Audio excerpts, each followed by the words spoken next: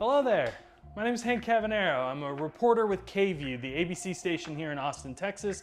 But today you're not going to be watching a story that I would normally produce. This is KVUE at home, a chance for you to see what we do. In this case, for me, it's cooking. This is something I've always done since I was a little kid, and I've always enjoyed doing it. So I wanted to share that with you, give you a chance to make some of the dishes that I make pretty regularly. Now today we're going to be doing pasta aglio e olio, which spelled funny, but it's a really simple dish. In fact, it's only 6 ingredients. You might have seen this in the movie Chef. Jon Favreau makes it for Scarlett Johansson, and it's a very simple dish. Let's jump into what ingredients you're gonna need, and I'll show you how to cook it, and we'll have a taste. All right, let's go.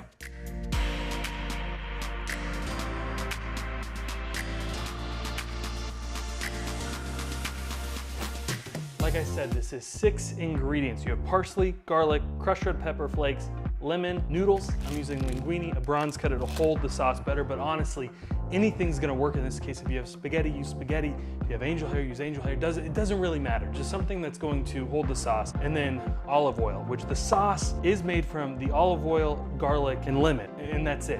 A little pasta water. But first, let's prep our garlic and our parsley, then we'll get the linguine cooking, and then this dish comes together really quickly. So once you start it, it's great to have everything prepped ahead of time. First thing I'm gonna do, just get all this papery edge off the garlic. You're gonna need about a half a head of garlic. Now the easiest way to get this last layer of paper off the garlic is just put it on your cutting board, take your knife, hit it with the heel of your palm, and this stuff peels right off. Just do that with the rest of the garlic. Now that you have all your garlic out of that paper, you're just gonna take it, thin slices, as thinly as you're comfortable getting, and cutting all the way through. A sharp knife really makes this a whole lot easier. I also think it's important to note that there's no correct way to cut garlic. This is just the way that kind of gives a good presentation. You can also just chop it up and run your knife through it a couple times. Next, with the parsley, we're just gonna take the big stems and get rid of those. Little stems are okay. This is going to be chopped up really, really finely, so it's not as big of a deal. And then just take your knife, chop through it once. By no means am I the best cook out there, maybe not even the best cook at KVUE, but just getting in the kitchen is something that kind of gives me a break from everything else. I think it's fun. And in all honesty, my sister told me when I was going off to college, if you learn to cook, you'll never eat something you don't like. So if you're the person in the house that's cooking, you're usually gonna like what you're eating because you're the one cooking it. You can make the changes. You cook not just for yourself, you share it. Cooking brings people together. It's one of my favorite things with cooking. All right, one last thing to prep. Let's jump over to another angle, jump over to the stove, and I'll show you how we put all this together.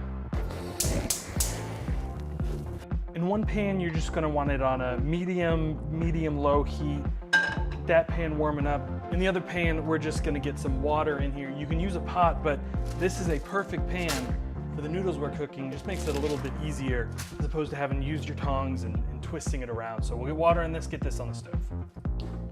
This on this back burner, get that on high heat. Now something with pasta, if you've watched any videos, you know, salt. You're gonna need to make sure that this is salted water. Now that we're boiling, we're gonna take about half a pound, maybe a little more, a little less.